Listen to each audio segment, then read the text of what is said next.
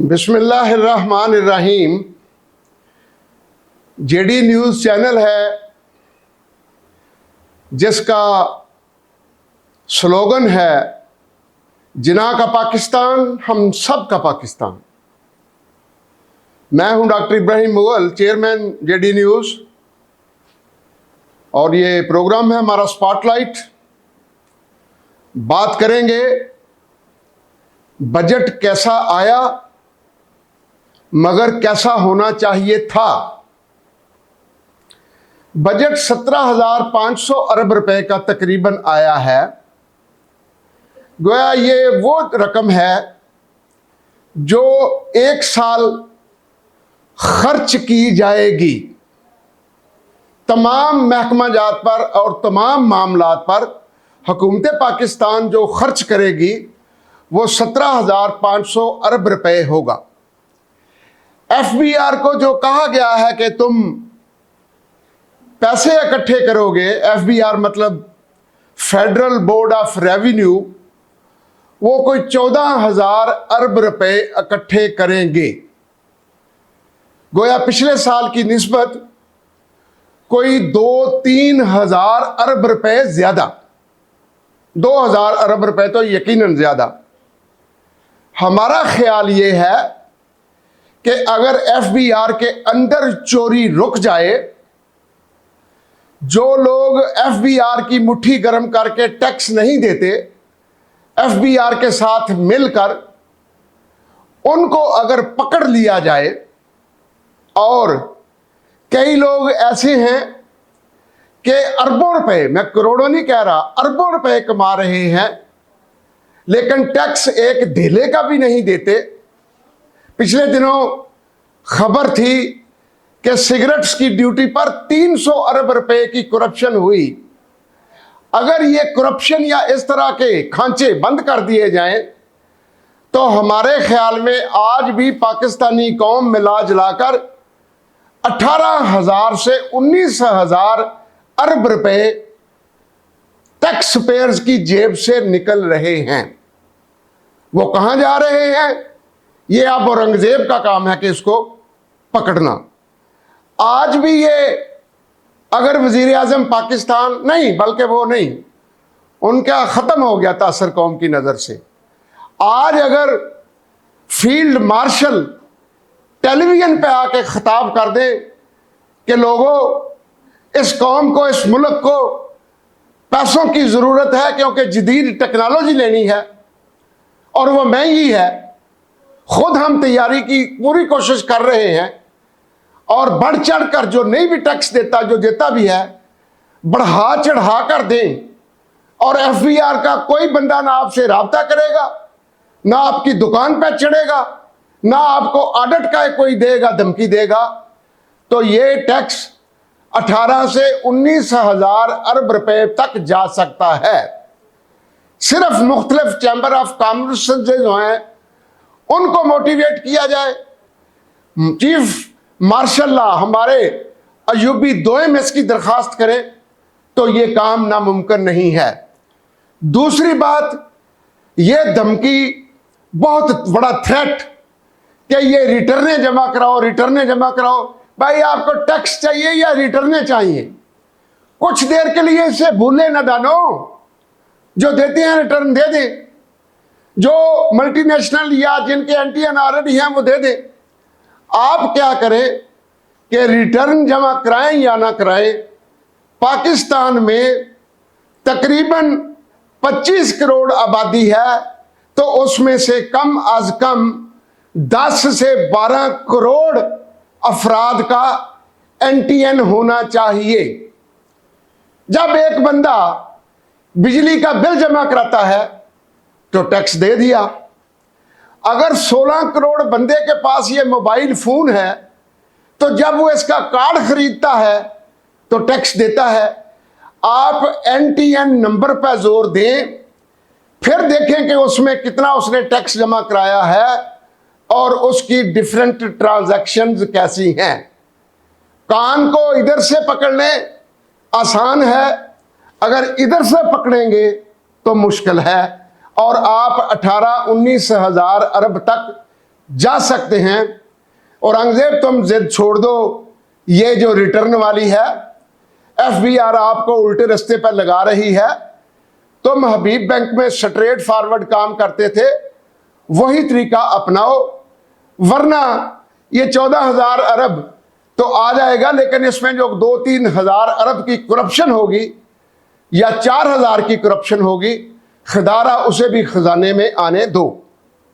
वजीर आजम हाउस के लिए 85 करोड़ रुपया रख दिया है। कल 2 बंदे मरे हैं, मियां बीवी। लानत है ऐसे हुक्मरानों पर, वो ट्रेन के आगे आके मरे हैं कि हम गुर्बत, ये कर्ज, ये मुसीबत ज़दा जिंदगी, ये इस तरह की हमारे साथ तकालीफ, इससे मौत 100 गुना बेहतर है। और उन्होंने इसका अमली मुजाहरा कर दिया। इससे ज्यादा शहबाज शरीफ साहब और मरियम साहबा आप क्या देखना चाहती हैं? ये तो वो चीज आ गई कि जान उन्होंने दे दी, क्योंकि नई रोटी भी कमाई जा रही। और आप शर्म आनी चाहिए कि 85 करोड़ रुपया घरों की सजावट पर वजीर आजम हाउस पर खर्च करेंगे और 9 करोड़ रुपया गाड़ियों के लिए रख दिया है। खुदा की कसम, ये जिस पे गाड़ियों पर 9 करोड़ खर्च करेंगे, इसका रियासत को मुमकिन है 9 लाख का भी फायदा ना हो। ये फजूल खर्ची क्यों? ये इस तरह का मामला क्यों? हमने इस बजट में 8,200 अरब रुपए का सूद अदा करना है। हम चाहेंगे, दुनिया में ऐसे ममालिक हैं जो कर्जे हसना पाकिस्तान को आज भी दे सकते हैं, गैर मुस्लिम ममालिक भी हैं, और वहां भी अगर फील्ड मार्शल हमारे ये कोशिश करे, बुला लो जितने भी फॉरेन सेक्रेटरी हैं 10-15 मुल्कों के अलावा, क्योंकि ना वो एक्सपोर्ट पर हा रहे हैं, ना वो पाकिस्तान के तल्लकात अच्छे करा रहे हैं, ना वो पाकिस्तान का बाहर कोई तासर ऐसा अच्छा करा रहे हैं। बिलावल भुट्टो जरदारी का एक दौरा, ये हमारे फॉरेन सेक्रेटरीज के 10 साल की मेहनतों से ज्यादा कारआमद अगर साबित हो रहा है, तो फॉरेन सेक्रेटरीज का मकसद क्या रह जाता है? और अगर तल्लकात अच्छे करने हैं तो अल्टीमेटली फौज को उसमें भी आना पड़ा। बताएं, रशिया से आपके तल्लकात अच्छे किसने करवाए? चाइना से आपके तल्लकात अच्छे किसने करवाए? सऊदी अरब से आपके तल्लकात अच्छे किसने करवाए? गलत फहमियाँ ईरान से आपकी दूर किसने कराई? अफगानिस्तान से आपकी गलत फहमियाँ दूर किसने कराई? और जो आज तक थप्पड़ मारता था मुंह पर हमारे किसी भी मीटिंग में भारत, उसके साथ उसकी कमर और उसकी नाक डुबोकर उससे तल्लकात अच्छे किसने कराए? वो है फौज। तो आप ये करें कि फॉरेन सेक्रेटरीज को बुलाकर तकरीबन 100 अरब से 200 अरब रुपया बचाएंगे। 8-10 मुल्कों में रहने दें जहां बड़ी जरूरत है नुमाइंदगी की, और वो पैसे बचाएं। और दिफा का बजट आपने जो 2,250 अरब रुपए रखा है, इसे कम अज कम 2,500 अरब रुपए करें। मैं आपको बता दूं, इस साल हमें 2 मजीद जदीद टेक्नोलॉजीज खरीदनी पड़ेंगी, जिस पर तकरीबन हमारा $2 अरब खर्चा आएगा। गोया ये 500 से 600 अरब रुपया पिछले साल की निस्बत जो अजाफी खर्च आएगा, उसके लिए दफा का बजट 2,500 से 2,600 अरब रुपए करें, जिसमें से कम अज कम 50 अरब रुपए तो डायरेक्ट ISPR के लिए करें। कम्युनिकेशन का दौर है, टेक्निकल दौर आ गया है, अल्फाज अच्छे जगह और उनका चुनाव का दौर आ गया है, इंप्रेशन कायम करने का दौर आ गया है। तासर उभरेगा तो मामला सुधरेंगे। और अगर ये सारे काम हैं तो वो ISPR को करने हैं। PAF का बजट बढ़ाएं, नेवी का बजट बढ़ाएं, और ये 2,600 अरब रुपए में बड़ी मुश्किल से हो पाएगा। मुझे को कहता है ये फौज की बात करता है, मैं करता हूं, इसलिए करता हूं कि नबी सल्लल्लाहु अलैहि वसल्लम, कह चुका हूं पहली बार, मैंने सुना है, दुनिया से तशरीफ ले जा रहे थे, दिए में शायद तेल भी नहीं था, लेकिन सरहाने की तरफ 2, 4, 6 तलवारें लटक रही थी। मैं तो पहले कह चुका हूं, अल जन्नत तहता ज़िलाल सयूफ, जन्नत तलवारों के साए तले है। और मसीतड़ो, और कौम को गढ़ों में ले जाने वालों और दक्यानुसी दौर की बात करने वालों और टोपियां पहनकर कहते हो दीन यहीं इकट्ठा हो गया है। नहीं, दीन ये नहीं कि मशरक या मगरब की तरफ मुंह कर लें। दीन में जहाद माल का और जान का बहुत बड़ी फजीलत रखता है, जिसमें मेरे अल्लाह फरमाते हैं इन शहीदों को मुर्दा मत कहो, ये खाते पीते हैं, मैं इन्हें पहुंचाता हूं और ये जिंदा हैं। ये मामला किस तरफ जा रहा है मुसलमानों? मुश्किल जरूर है ये बात, लेकिन आखिर इस तरफ हमें जाना है। और gun and man behind the gun, gun भी जदीद हो और बंदा भी पीछे मुसलमान हो, तो फिर कैसे अल्लाह के फजल से फतह नहीं आएगी? बदर का मामला देख लें, हमारे मुसलमान 313 थे, कुफार को वो हजारों नजर आ रहे थे। क्या किया? मेरे अल्लाह ने कुफार की आंखों में ऐसा खौफ तारी कर दिया कि अफराद की तादाद, मुजाहिदीन की तादाद ज्यादा नजर आने लगी। मेरा अल्लाह ये तो करेगा, लेकिन वह जज्बा तो लाए। और जंगे बदर का जज्बा अगर 313 ही ना होते, उनके पास हथियार ही ना होते, उनके पास जज्बा ही ना होता, तो कैसे जीतते? तारीख का एक बहुत बड़ा ये हिस्सा है और हमारी ये विरासत है। लिहाजा आए ऐसे मामलात को याद करें और बेधड़क खर्च करें। जहां टेक्नोलॉजी आए, जहां अपना तहफ़्फ़ुज़ आए, जहां अपनी साख आए, जहां मुल्क का तहफ़्फ़ुज़ आए, वो जुग्राफियाई हो या नज़रियाती हो। और अब नज़रियाती तहफ़्फ़ुज़ को यकीनी बनाने के लिए सिविल एडमिनिस्ट्रेशन पे आपको इन्हिसार, उनका जो भी बजट हिस्सा रखा है उसमें से आप 400 अरब रुपया काट लें। खुदा की कसम, इससे ना कत्ल ज्यादा बढ़ेंगे, ना डाके ज्यादा बढ़ेंगे, ना पर्चे ज्यादा बढ़ेंगे, कुछ भी नहीं होगा। सिर्फ ये होगा कि ये 400 अरब रुपया काट के जिनके डाके पड़े वो तो कभी पकड़े नहीं जाते डाकू, लिहाजा जिनका नुकसान हो जाए उनकी कंपनसेशन कर दें। और ये सिविल एडमिनिस्ट्रेशन या बाबू का खर्चा 400 से 500 अरब रुपया कम करें।